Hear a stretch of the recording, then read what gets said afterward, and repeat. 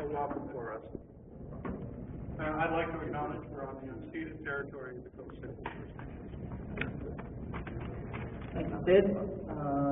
Acknowledge the fact that we are actually on unceded Coast Salish territory. Traditionally, I have that written down. But certainly, we are on unceded native land, and certainly, as an activist, I support the ongoing struggles of our First Nations to resolve all actions with our government. And welcome everybody. Thank you, Tammy. As you know, we are on the eve of International Human Rights Day, which is tomorrow, and we're also on the eve of when the Nobel Prize, Peace Prize, is to be presented, and this is one of our human rights issues. As you know, Liu Xiaobo is in prison, so we should take a minute to remember what we are doing here and how important human rights and free speech is.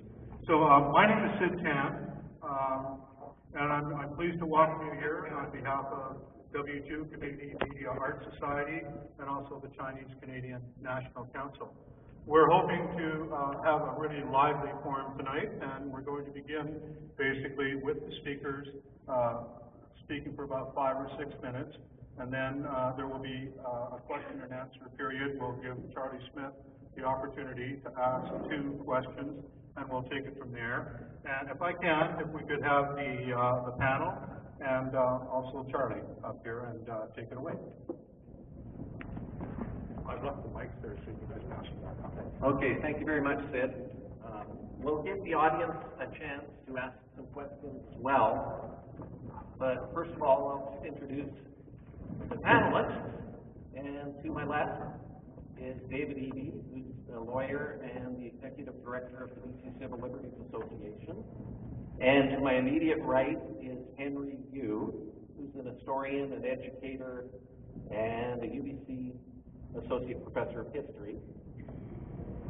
Further right, Tammy's already introduced herself. She's an anti-oppression activist, member of the Peguis First Nation, and she wanted me to say that she's a shit disturber. So, encourage her. And the fourth guest is right there at the back, and she's right on time. Coming up for the main event is the indomitable Harsha Walia, who is anti-racist, migrant justice, human rights activist, women's advocate, and I think it's fair to say that she's a shit disturber as well, and she won't take offense with that. Yes, Charlie, I just wanted to tell you that AHA Media here, we're live streaming this. If you're there, you can actually call your friends and tell them to go to QUIK.com, AHA, A-H-A, Media. And one of the things we're going to do, we're going to begin with timed 5-minute opening statements. And then I'll ask a couple of questions of each of the panelists, and then we'll invite questions from the floor. So would you like to begin, Harsha? Okay, David, would you like to start? I'll buy Harsha time. I'll talk for 10 minutes. Thanks very much for inviting me here. I was thinking about the topic of media and human rights, and I was thinking about this past summer I had the privilege of visiting a number of communities in the north of British Columbia, and toured 14 different centers. And one of the things that I learned, that I was taught by the people who live in these communities, is how important local media is to them, and the really interesting media revolution that's underway in these small communities. So in most of these communities, there's one single newspaper, which is a black press newspaper. They're all owned by the same company. They all put out largely the same type of product. 70 to 80% of the news comes from the police. So it's traffic, forest fires, tragic incidents, crime statistics. It's the vast majority of the paper. The remainder of the paper is sort of feel-good community news, someone from 100 years old, this kind of thing. And for forever, it seems that's the way the media situation has been in these small centers. There are now, in a number of these areas, website-based news services that are actually pretty significantly cannibalizing the advertising revenue of the traditional black press newspapers. And they're also doing some really incredible, from my perspective, and really interesting reporting around policing in these communities and turning a critical lens on the RCMP in ways that the RCMP is definitely not accustomed to in these areas. And the response has been very interesting. Predominantly, it's been one of attack by the RCMP of these independent media outlets.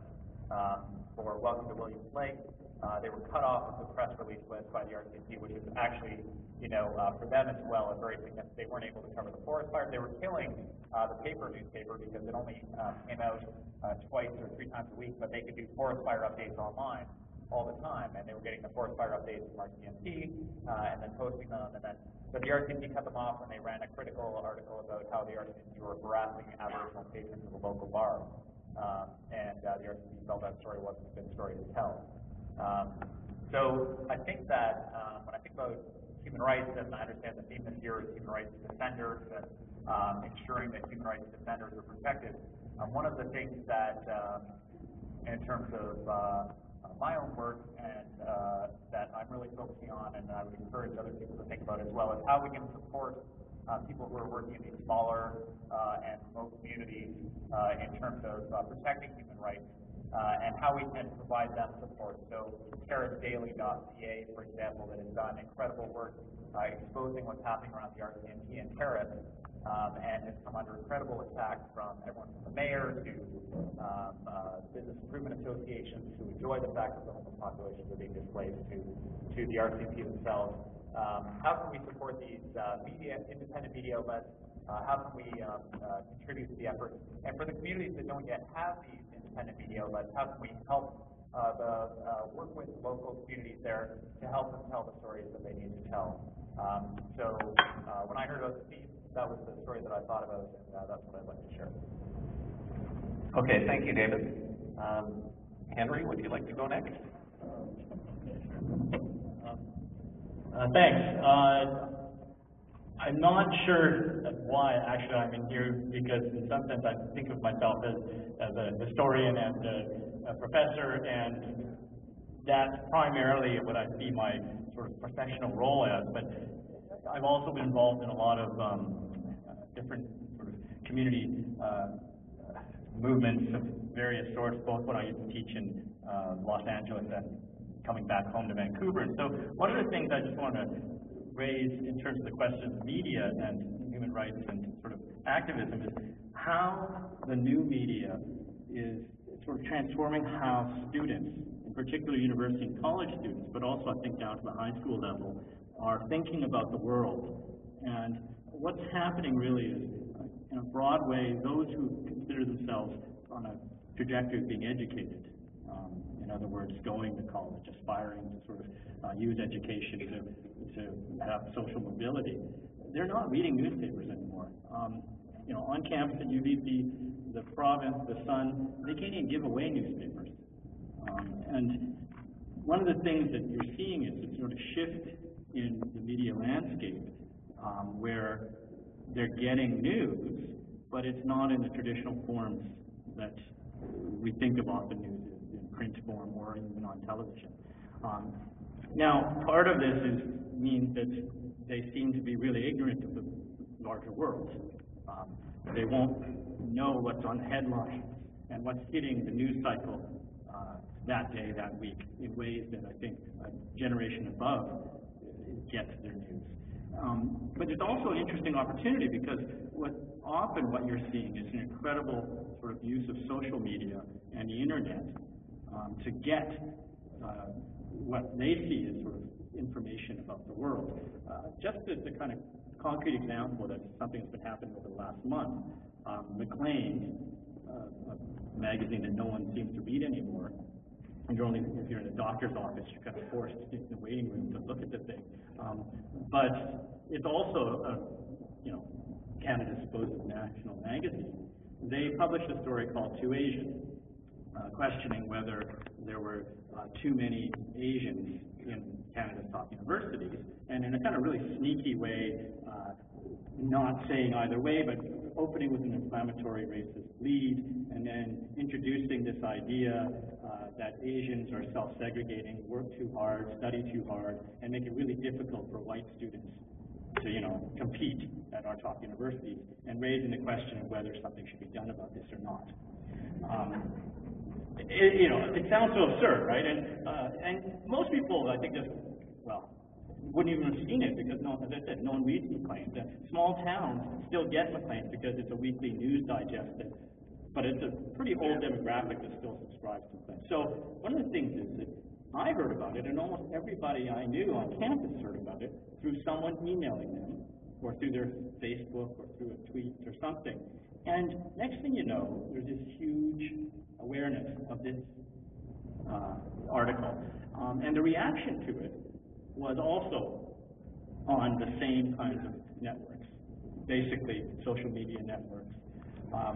There's been other reactions that students have now sort of produced mocking videos that they put online on YouTube, or just make a clip, upload it to their Facebook pages, and you're getting this incredible awareness that's not based around a kind of righteous anger, although I think a lot of students were angry, but what you end up getting was almost a viral, to use that term from that kind of stuff media, viral awareness of this issue.